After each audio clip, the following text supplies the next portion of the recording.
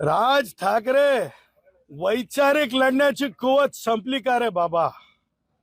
मनोज जरंगे, तुझी वैचारिक कुवत संपली का रे बाबा? तुम्ही दोघे बाबा लोक झाले का रे बाबा?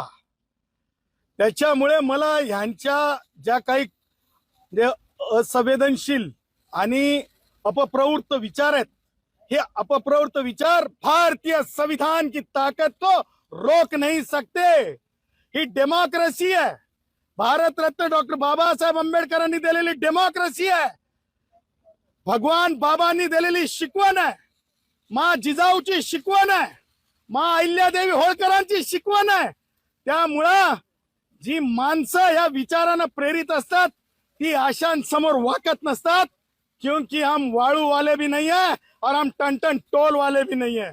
त्यामुळं आज जो प्रकार घडला तो ज्वलनशील पदार्थ आहे, तो ऑइल आहे, ते जाळायचा उद्देश होता का?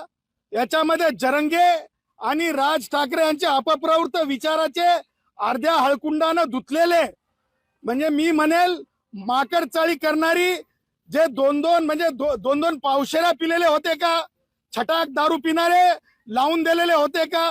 पोलीस तपास करत आहेत। आज दुःखाची गोष्ट, जी वर्दी संरक्षण करत असते त्या पोलीस वर्दीला सुद्धा ज्वलनशील पदार्थ लागलेला मी माझ्या डोळ्यांनी पाहिला।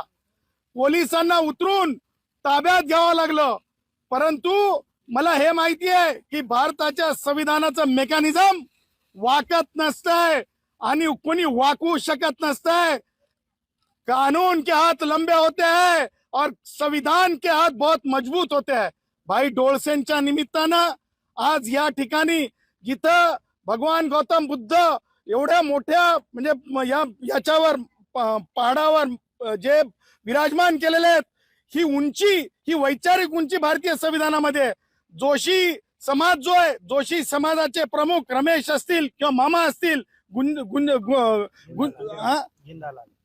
गुंजे परिवार असेल, झुंगे परिवार असेल, हे सगळे लोक हे बहुजन एकतेचं प्रतीक आहेत। त्याच्यामुळे राज ठाकरेचे दुधखुळे विचार किंवा जरंगेचे खुजे विचार, हे दोन्ही विचारांसमोर आम्ही थांबणारे आणि थकणारे नाहीत। तर तुम्हाला सांगतो, छटाक दारूवाल्यांपुरतेच ते मर्यादित आहेत आणि अशा गोष्टी आम्हाला थांबवू शकत नाहीत। विचाराचा प्रचार प्रसार करण्यापासून एवढं मी टंकेकी चोटपे म्हणेल। मी तुम्हाला सांगतो, याच्या मागे मी तुम्हाला सांगितलं दोन गोष्टी आहेत। हमारे उदय आए थे, आमचे मित्र, प्रिय मित्र उदय सामंत साहेब येऊन गेले होते। ते कोणते मंत्री आहेत माहिती आहे तुम्हाला? उद्योग मंत्री आहेत। जरंगेनी हा उद्योग मांडला का? आणि तो उद्योग जो आहे, हे जे आज जे दोघं चौघं जे म्हणजे छटाक दारू पिऊन आले असतील, तर त्या हे यांनी मिळून केलाय का? कारण जरंगेला उद्योग देणं म्हणजे रेतीचा उपसा होणं। आणि त्यामुळे मला असं वाटतंय की ज्या प्रकारे जरंगे किंवा राज ठाकरे बोलतय, हे सगळे देशातल्या तुकडेपाडीची भाषा बोलतात। तुकडा पाडू दाढीवाले, हे पाकिस्तान नहीं है, ये हिंदुस्तान है, ये भारत है, ये भारत के संविधान पे चलने वाला देश है।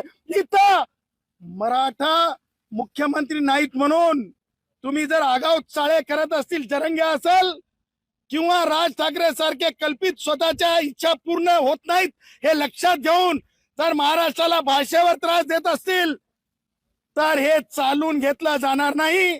जेव्हा महाराष्ट्रात बिगर मराठा मुख्यमंत्री असतात, तेव्हा काही नालायक विचार, जाती अंध विचार, कारभारी विचार, तुकडेपाडीची भाषा करणारे अशा अपप्रवृत्त विचार समोर येत असतात। परंतु हे पाणी कम चायत, हे बुटाच्या धुळीसारखे आहेत।